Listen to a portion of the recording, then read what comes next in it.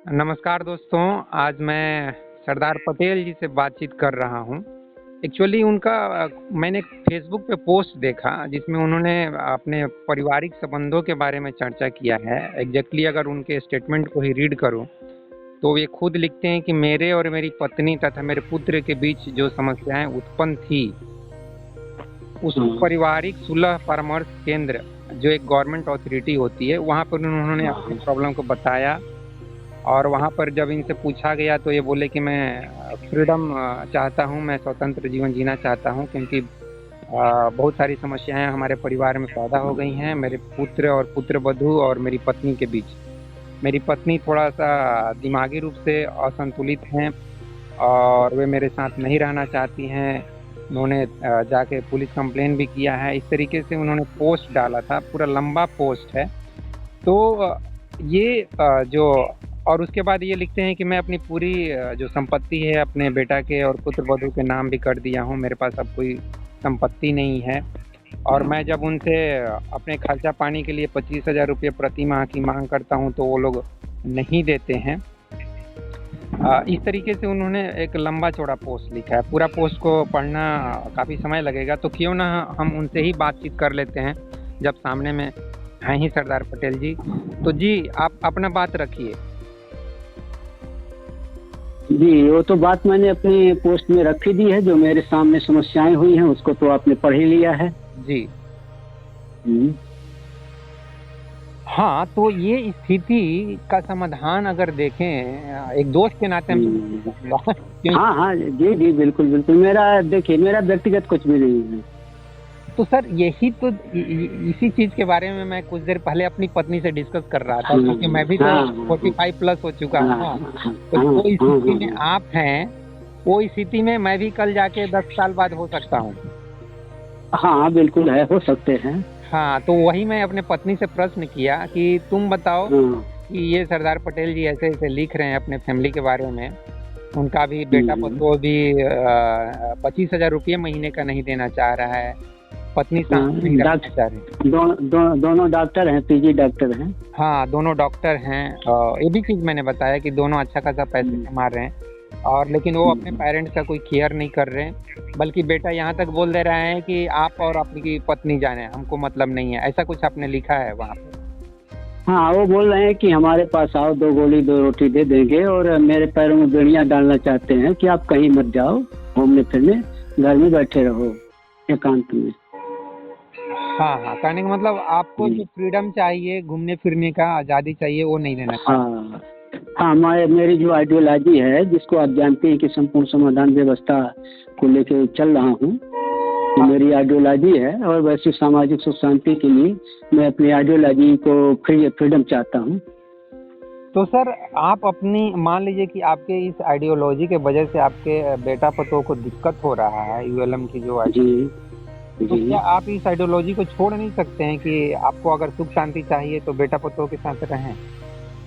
देखिए सर, ये सबका अलग अलग फ्रेम है, आप ये जानते हैं जी। अब हमारा फ्रेम, हम प्रकृति संरचना यानी खगोल विज्ञान के विद्यार्थी हैं और प्रकृति संरचना का मुझे अच्छी तरह से ज्ञान है। और आर्थिक संरचना का भी, जो अभी 2 आर्थिक संरचनाएं चल रही है अपने यहाँ, क्योंकि प्राय आदमियों की नजर नहीं जाती है कि परिवार के व्यवस्थापक की मुद्रा विहीन व्यवस्था चलती है और जहाँ बाहर व्यक्तिवादी बाजार तंत्र की बंटवारे वाली जो सर्वाइवल ऑफ द फिटेस्ट या सामाजिक व्यवस्थाओं में जिसकी लाठी उसका आर्थिक तंत्र कर सकते हैं। तो इन दो व्यवस्थाएं अभी भी चल रही हैं। लेकिन तो जो संपूर्ण, इसको थोड़ा पूरा कर लेने दीजिए, 1 मिनट लगेगा।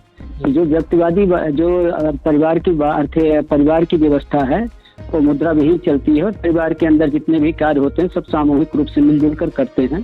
परिवार का व्यवस्थापक वेतन भी देता है, व्यक्तिगत तल पर कपड़े जूते मोबाइल दे देता है, पारिवारिक तल पर अपने सभी पुत्रों को बड़े बड़े कमरे दे देता है, बाकी भोजनालय या जो भी उसके पास सुख के संसाधन या होते रहेंगे वो सामूहिक रूप से यानी सामाजिक रूप से कर देता है परिवार के अंदर। इसी व्यवस्था को विस्तार देके धारा की व्यवस्था बना दी गई है। तो वसुधैव कुटुंबकम का आधार सर्वे भवन्तु सुखिनः आधारित हो जाती है और इसकी आर्थिक संरचना मुद्रा विहीन होती है। तो व्यक्तिवादी बाजार तंत्र की जो परिवार की जो व्यवस्था 3 तलों से चल रही है, ठीक है। लोगों के संसाधनों के लिए इसको विस्तार देके धरा की व्यवस्था बना दी गई है। उसी का नाम संपूर्ण समाधान व्यवस्था है। धरा में हम वसुधैव कुटुंबकम कह देते हैं, जिसका आधार है सर्वे भवन्तु सुखिनः। ठीक है। ये आर्थिक संरचना जो है मुद्रा विहीन होती है। लेकिन जब व्यक्ति के परिवार का व्यवस्थापक बाहर व्यक्तिवादी बाजार तंत्र से मुद्रा वाली वैल्यूएशन से पहुंचता है अपने सदस्यों के सुखों को संसाधनों को प्राप्त करने के लिए, तो वहाँ पर उसको संघर्ष झेलना पड़ता है, तनाव प्रतिस्पर्धा झेलनी पड़ती है, 10-12 घंटे श्रम करता है, ऊपर से डर भय असुरक्षा है, कल की ढेर सारी चिंताएं हैं। इतना होने के बाद वो थक जाता है और जीवन से भी प्यार नहीं रह पाता है। तो जब वो संघर्ष लेके घर के अंदर घुसता है तो परिवार के सारे सदस्य संघर्षरत हो जाते हैं कि परिवार में सभी की समझ अलग अलग है। पत्नी कहती है कि इस तरह से चलेंगे तो सुख शांति हो जाएगी, पति कहता है इस तरह से चलेंगे तो सुख शांति हो जाएगी, पुत्र कहता है नहीं नहीं इस ढंग से चलेंगे तो सुख शांति हो जाएगी, पिता कहता है नहीं नहीं इस ढंग से चलेंगे तो सब सुख शांति हो जाएगी और सभी स्वतंत्र हो जाएंगे। जी। तो ये व्यक्तिवादी बाजार तंत्र बंटवारे की है। किसान के, मजदूर के, पूंजीवाद के, व्यापारी के, सभी के पुत्र आपस में बंटवारा करते हैं और फिर आपस अपने सुखी जीवन जीने के लिए अलग अलग लक्ष्य और व्यवस्थाएं बनाते हैं और सभी लक्ष्य और व्यवस्थाएं आपस में टकराती रहती हैं, जिससे तमाम प्रकार के अपराधों और प्रदूषणों का जन्म होता है। और इसी प्रदूषण से हम global warming, green house effect, आधी आबादी को 10-12 सालों में आने वाला पानी पीने का पानी का जल संकट, ये जितनी भी समस्याएं व्याप्त आज हो चुकी हैं, ये सब इसी की देन है। ठीक है सर, आपने अपनी बात रख ली। हाँ, जी जी जी जी। हाँ, तो अभी वो संपूर्ण समाधान तो आया नहीं है, तो उस आइडियोलॉजी हाँ, को जी, अभी जी, से आप फॉलो करने लगे? हाँ। क्या मतलब पूरा पैसा? नहीं वो फॉलो नहीं करने लगे, उसको जनता तक भेज रहे हैं, क्योंकि एक नया ज्ञान है। जहाँ तक आदमी की जाति नहीं है, तो परिवार की व्यवस्था का जो विस्तार देके धरा की व्यवस्था बनाई गई है, उस व्यवस्था को हम लोगों तक पहुँचा रहे हैं कि अपने अपने तल से सभी चेक करें। सरदार पटेल जी, आप उस चीज को रिपीट कीजिए। इस बारे में हम लोग आई थिंक 10 हाँ तो हैं, ठीक है, और ठीक है ना की बात कर रहे हैं, तो उस बात को रिपीट बार बार करने से मैं आपकी आइडियोलॉजी को समझ लिया। अभी मैं ये बोल रहा हूँ कि वो मनी लेस अर्थविहीन वो समाज अभी तक आया नहीं है, तो उस चीज को आप फॉलो कर लिए क्या? मतलब क्यों आप अपना पूरा नहीं फॉलो, हमको ये है कि इससे सुख शांति हो जाएगी, तो इसको मैं जनता तक भेज रहा हूँ, फॉलो नहीं किया, जनता तक भेज रहा हूँ। आप बोल रहे हैं कि लागू हो गई है, तो लागू अभी नहीं हुई है, जनता तय करेगी। 2027 में 2029 के लोकसभा चुनाव में जनता तय करेगी कि इसको लाना है या नहीं लाना है। सरदार पटेल जी, मेरा बात, वो व्यवस्था अभी आई नहीं है, तो आप तो उसको पूरी संपत्ति अपने बेटा और पतों को क्यों दे दिए? ये मैं सवाल कर रहा हूँ। यही सवाल मेरी पत्नी ने किया कि ये नहीं, अपनी स्व-अर्जित कमाई से बना हुआ मकान और संपत्ति मैंने अभी नहीं दी है। ये बोला था कि अगर आप मेरे को न्यायालय के तहत 25,000 रुपए पर मंथ दो तो ये भी संपत्ति मैं आपके नाम कर दूंगा, ये लिखा हूँ।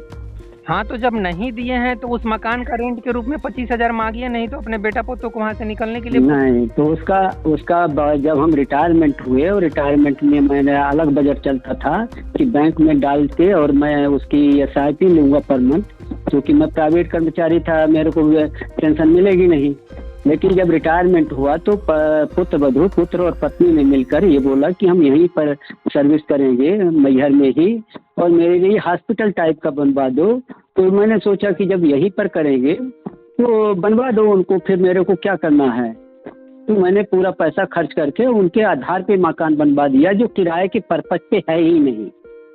हाँ, तो उस घर का किराया 20-25 हजार या 10 हजार तो मिल सकता है ना उनको वहाँ से। देखिए, सब अटैच बाथरूम लेते हैं, हॉस्पिटल तो जानते हैं कैसे बनती है, तो अटैच बाथरूम के साथ हॉस्पिटल तो बनती नहीं है। अरे तो सर, तो अगर मोटी बात करूं तो उस घर को ही बेच दीजिए और उसके बदले में नहीं, घर को सुनिए, 50 घर को सेल कर, अरे साला घर को सेल करने के लिए उसमें लिखा तो हूँ, लेकिन हमारी पत्नी अर्धविकसित पागल हैं, उन्होंने ताला तोड़ करके पहले हमको तो छोड़ के चली गई थी 2-3 साल पहले। आई तो जब उनको चला कि बिक्री कर रहे हैं तो उन्होंने घर का ताला तोड़ करके अंदर कब्जा कर लिए। अब मैं अगर न्यायालय में जाऊं तो 2-3-4 महीने लग जाएगा उसको सेल करने में, कोई रोक नहीं सकता है, और वैसे भी मैं सेल कर सकता हूँ। हाँ, तो एक तो समाधान आपके हाँ, पास तो है कि अब बेटा पतो। अब इतना मैं हाँ, तो इतना मैं दुख नहीं देना चाहता हूँ। अगर उस स्वाभाविक रूप से मैं घर से बाहर रहता हूँ जी। हाँ ठीक है, वो वही मैं कंफर्म करना चाह रहा था कि अभी भी आपके हाथ में हाँ, कुछ संपत्ति है, तो ऐसा नहीं है कि आप गौतम बुद्धा के जैसा सब कुछ छोड़ छाड़ के निकल पड़े कि भैया आप तुम लोग दे। नहीं नहीं, वो स्व अर्जित अपना मकान और संपत्ति है जो मैंने अपनी रिटायरमेंट की कमाई से बनाया था, उनके आधार पे वो मेरे पास है।